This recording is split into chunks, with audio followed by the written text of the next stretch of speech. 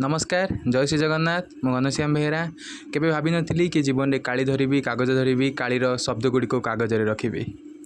मोर कविता लेखा आरंभ होता पंचम क्लास रे जहाँकि मोर प्रथम कविता थिला चिलिका उपरे। जेहेतु मो गंजाम माटीर पुओ उपेन्द्र भंजक माटीर पुओ कवि सूर्य बलदेव रथक माटीर पुओ तेणु कविता लिखा मोर एक भल लगुला मते कविता लिखा सब बेले साहित्य बही पढ़ा भल लगे। जदि के नुआ बही आने कौ क्लास नुआ बही आने तो प्रथम साहित्य बही पढ़ी सर दिए कारण मत से गुड़ी पढ़ा भल लगुला कविता लिखा भल लगुला कविता पढ़ा भल लगुला।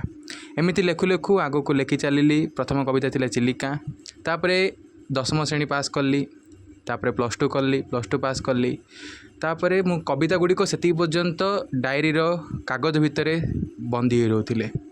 मु मोर प्रथम मंच चढ़ी मो जन्मदिन जहाँकि 2025 अगस्ट मास 10 तारिख में मुझे प्रथम मंच चढ़ी ब्रह्मपुर रे। यही ब्रह्मपुर माटी ही मोर कविता लेखा आरंभ करी। ब्रह्मपुर माटी मो प्रथम मंच चढ़ी।